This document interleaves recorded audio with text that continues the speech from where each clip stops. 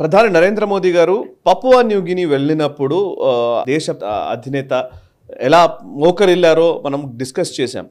So ఆ region అప్పుడు మీరు నాకు చెప్పింది నాకు గుర్తుంది బాగా. ఆ రీజియన్లో ఏదైతే సౌత్ పసిఫిక్ రీజియన్లో యుఎస్ పట్టు కోల్పోతుంది, అసలు పెద్దగా పట్టించుకోవట్లేదు, నెగ్లెక్ట్ చేస్తోంది అని.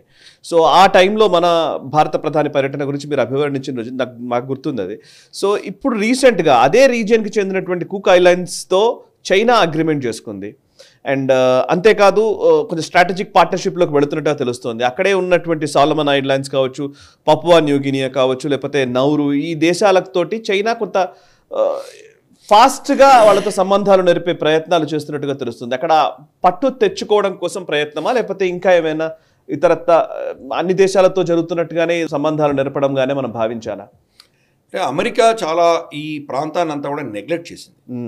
రెండవ ప్రపంచ యుద్ధం అప్పుడు ఈ ప్రాంతం అంతా కూడా అమెరికన్ ఇన్ఫ్లుయెన్స్లో ఉండింది. అందుకనే వాళ్ళకి అక్కడ గ్వామ్ బేస్ ఉంది వాళ్ళకు. అలాగే ఇతరత్ర ఫిలిప్పైన్స్లో కావచ్చు. సౌత్ పసిఫిక్ రీజియన్, సౌత్ కాదు, ఈ వెస్ట్ పసిఫిక్ రీజన్ కావచ్చు. West Pacific region, Marshall Islands, Vanuatu, Kiribati, Fiji, Marshall Islands, Solomon Islands, ఈ ఎన్నో దీవులు ఉన్నాయి, ఎన్నో దేశాలు ఉన్నాయి, చిన్న చిన్న దీవులు. వాటిని అవన్నీ కూడా అమెరికన్ ఇన్ఫ్లుయెన్స్లో ఉండేవి గతంలో. అమెరికా ఇన్ఫ్లుయెన్స్ లేకపోతే ఆస్ట్రేలియా ఇన్ఫ్లుయెన్స్లో ఉండేవి. వీళ్ళిద్దరే కంట్రోల్ చేసేవారు అవన్నీ కూడా. అమెరికా అయితే చాలా, అంటే ఇంత చిన్న దేశాలు మేమేంటి, మేము పెద్ద రాజ్యం, వీళ్ళతో ఏంటి మాకు అని వీళ్ళని వదిలేశారు. పెద్దగా పట్టించుకోలేదు, వాళ్ళ అవసరాలు పెద్దగా వాళ్ళు పట్టించుకోలేదు. చాప కింద నీళ్ళలా చైనా దూరిపోయింది ఇక్కడ. చైనా దూరి ఒక్కొక్క దేశాన్ని వాళ్ళ సైడ్ మలుపుకుంటున్నారు వాళ్ళు. సోలమన్ ఐలాండ్స్, సుగువేరా అని చెప్పేసి వాళ్ళ అధినేతని వాళ్ళు కొనేసుకున్నారు. కంప్లీట్గా అతను ఇప్పుడు చైనా ఒత్తాసు పలుకుతున్నాడు. చైనీస్ గూడ్స్ వస్తాయి ఇక్కడ, చైనీస్ మిలిటరీ వస్తుంది, చైనీస్ పోలీస్ ట్రైనింగ్ ఇస్తారు వాళ్ళకు. ఎన్నికలు లేకుండా ఆపేస్తున్నాడు. గత ఎన్నికలలో ఆపోజిషన్ గెలవకుండా మొత్తం రిగ్గింగ్ చేసి అతనే గెలిచాడు. అంటే సోలమన్ ఐలాండ్ వీళ్ళు చేయి జారిపోయింది. అలాగే నౌరు కూడా వీళ్ళు చేయి జారిపోయింది. పపువా న్యూగిని కూడా అటువంటి పరిస్థితిలో ఉన్నప్పుడు చైనా ఇన్ఫ్లుయెన్స్ చాలా విపరీతంగా ఉంది అక్కడ. అందుకనే మోదీ గారు అక్కడికి వెళ్ళడం. మోదీ గారు వెళ్ళంగానే ఇమ్మీడియట్గా జో బైడెన్ అడ్మినిస్ట్రేషన్లో కూడా దాని పరిస్థితి అర్థం చేసుకొని వాళ్ళ మనిషిని పంపించి అక్కడ ఒక సెక్యూరిటీ అగ్రిమెంట్ అమెరికాతో వాళ్ళు సంతకాలు పెట్టించుకున్నారు. వాళ్ళు చైనా హస్తగతం కాకుండా ఆపగలిగారు పపువా న్యూగినిని. కానీ చిన్న చిన్న ఐలాండ్స్, కుక్ ఐలాండ్ లేటెస్ట్గా అమెరికా చేయి జారిపోయింది, అది చైనా కబ్జాకి వెళ్ళిపోయింది.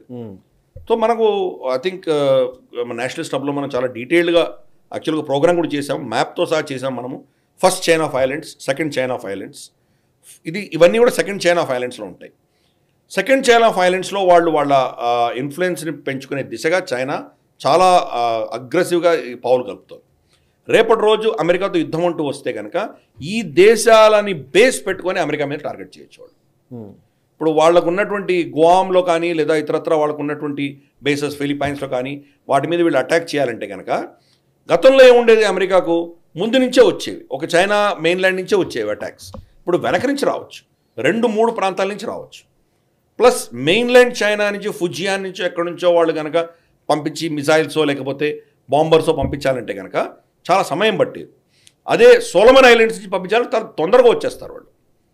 కాబట్టి ఇది అమెరికాకు సెక్యూరిటీకి చాలా పెద్ద థ్రెట్. ఇది జో బైడెన్ ప్రభుత్వము, ఒబామా ప్రభుత్వం, ఈ 2 ప్రభుత్వాలు ఉన్నప్పుడు క్రమేపీ ఈ ప్రాంతం అంతా వాళ్ళు చేయి జార్చుకున్నారు వాళ్ళు.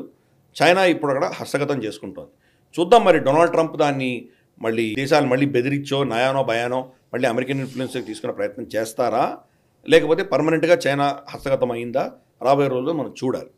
కానీ స్థితి మాత్రం అక్కడ చైనా యొక్క వర్చస్సు పెరుగుతున్నది, అమెరికన్ ఇన్ఫ్లుయెన్స్ అక్కడ తగ్గుతున్న మాట మాత్రం స్పష్టంగా కనిపిస్తుంది. ఈ వీడియో మీకు నచ్చినట్టయితే లైక్ చేయండి, 10 మందికి షేర్ చేయండి. అలాగే కామెంట్ల రూపంలో మీ అభిప్రాయాలను మాతో పంచుకోండి. Nationalist hub group of channels ను సబ్స్క్రైబ్ చేసుకుని తెలుగునాట జాతీయవాద జర్నలిజాన్ని ప్రోత్సహించండి. ఈ వీడియో కింద ఉన్న బెల్ ఐకాన్ పై క్లిక్ చేయడం మర్చిపోవద్దు.